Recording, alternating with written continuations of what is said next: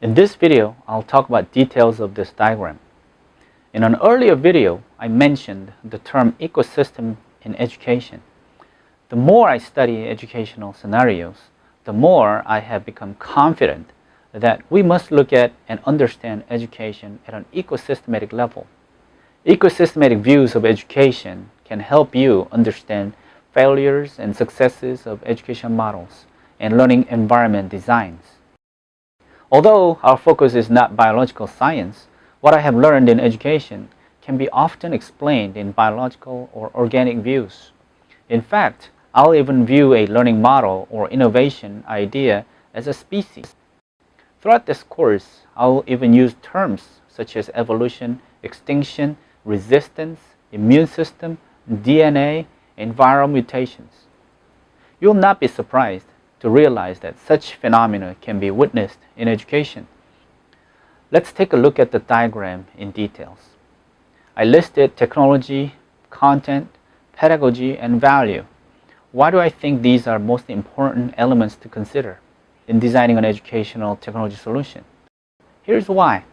If anyone is considering designing, developing, implementing, evaluating, and sustaining an educational technology project, these overarching components should be considered to bolster your plan at every step.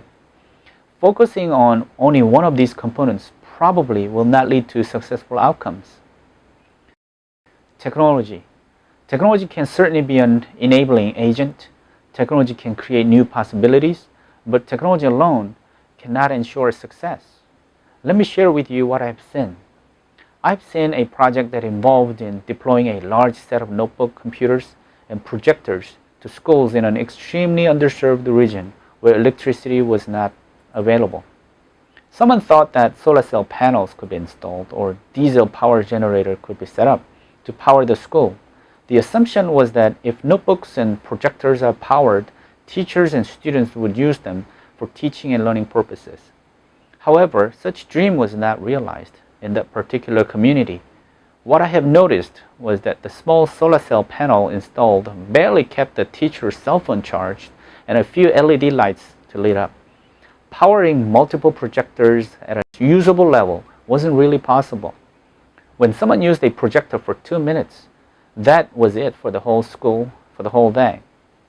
The 2 minutes of projection time drained the batteries hooked up to the solar cell panels. When we talk about solar cell panels as a potential source of electricity, we must do our homework with lots of precise calculations and must consider the context and environment where such solution will be deployed.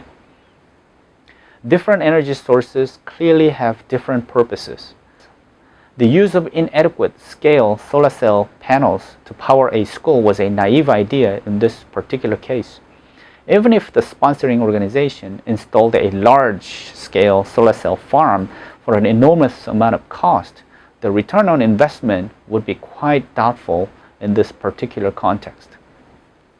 In another place where there was a diesel power generator, the local people could not afford to keep paying for the fuel. Also, there was no technician who was able to service the engine. I can come up with numerous more real examples where huge amount of money was invested for no outcomes because there was no link between the research lab and the real context on the ground. At the end, such projects made no difference in education whatsoever.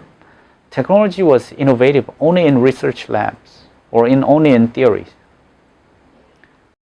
Content.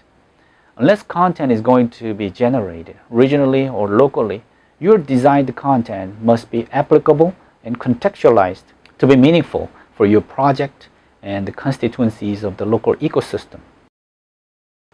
I've seen projects involving a lot of books collected from developed countries and given to developing regions.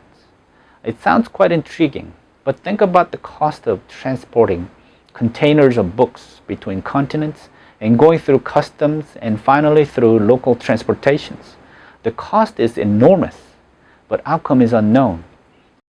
In addition, I have seen some children books with illustrations of children baking cookies with ovens in the kitchen and bathing in jet tubs in the bathroom. Picture this. These children's stories land in the hands of children who never seen a water faucet at home and who sleep with goats on their half-covered roof at home. And those children who walk 4 hours to fetch water that is full of toxins and pathogenic germs. Will such donated books and descriptions of unfair blessings in this world would be educational? I'm not quite sure. If your learning technology used such contents, it would be the same case. Simply translating your content into the local language is not localization in education projects. Again, I can come up with many examples that did not carefully consider the content side of the educational project. In short, an educational technology project without clear content plans can hardly be an educational technology project. It's not just a localization involving translation, it's the contextualization that's needed. Again, instead of saying 2 bowls of cereal with blueberries, you may have to say 2 bowls of uji with scotty and a cup of chai. If you don't have a clue on what on earth I'm talking about here, post your question, and I'm sure our friends will help post more examples of contextualized content plans. Pedagogy. I see far too many projects that deploy hardware, but without any pedagogical model whatsoever.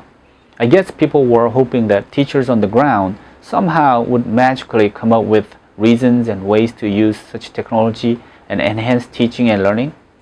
People might have thought that technology was the only missing piece. Such dreams have not been fulfilled. What does pedagogy mean? It's from Greek roots, pais and ago. Pais means child, the learner, and ago means to lead. You could say andragogy if you want to refer to helping adults to learn. Oftentimes, we simply use the term pedagogy to mean purposeful strategies for helping students learn effectively. Why is pedagogy so important? We see many technology projects in the education sphere. Many of them do not have a pedagogical model associated with the technology being implemented. Many technology tools, including laptops and tablets, are purchased and given to teachers without clear pedagogical models. I call these technology projects not education projects. A pedagogical model is a critical element in an education technology project. A model should present how the technology can be used to address specific learning needs in particular circumstances. Obviously, there are some universally acceptable practices for learners. However, oftentimes, due to idiosyncratic conditions or cultures or long inherited social DNA, one successful learning model in one location may not be successful in other locations or regions or classrooms. Developing a successful pedagogy and educational technology solution is not a simple matter. It takes a lot of studying, design thinking, and testing. When hardware is barely functioning, content is so foreign, and no clear pedagogical model is suggested, there's no magical outcomes expected at the end. A clear, meaningful, and feasible pedagogical model must be in place to nurture student learning and catalyze best teaching practices in an education ecosystem. Interestingly, many governments around the world continue to invest in education technology projects without pedagogical models. Value. What do I mean by value? This is probably the most important component in an educational technology project and in an education ecosystem. When an education technology project is to be designed and implemented in a place, all constituencies in such ecosystem must be identified. Students, parents, teachers, principals, superintendents, ministers, local universities, and local private sectors, and so on. As a designer, you must find out what their value perceptions are. See if they are on the same page with their project or solution. If they do not value your solution, your project will most likely to face insurmountable challenges along the way. Once I was in one of the least developed regions around the world, I faced a community leader who told me not to do anything that would improve the schools in the region. He said most parents do not want their children to be educated. In fact, I found out that many parents I met did not want their children to be wasting time in schools that gave no value. Students were taught by teachers who barely finished high school and had no materials. Teachers showed up only once in a while, yet collected paychecks every month from the government. As for parents, children wasting time in such school meant they are losing the necessary labor force needed in the farms. I left the community and have not gone back yet. I'm still struggling to figure out a way to get their children educated with quality learning programs. I'd like to challenge those children. I'd like to show them what they could achieve in their lives. I would like to see doctors, professors, engineers, and astronauts out of them. One day, I want to be back in there and help change the perceptions of the parents about schools and also change those schools drastically. Let's sum up. The point I'm making here is that an education technology project must carefully consider not only technology options, but more importantly, content plans, pedagogical models, and most importantly, value perceptions of the constituencies in the target ecosystem. Also, you must be aware that everything in your ecosystem must evolve. Technology always advances, contents must be updated, and pedagogical models must be enhanced to reflect the best practices of the time.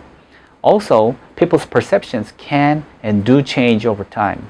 When you consider all these matters, your solution design will be much more robust and ultimately much more sustainable. You're not just joining a class. You are joining together to make a difference in education systems around the world. We're going to design a new learning environment that can lead students to learn, create, and preserve shared peace and prosperity for all. Let's imagine a new learning environment. Once again, if we can imagine, we can make it happen. Thanks for watching.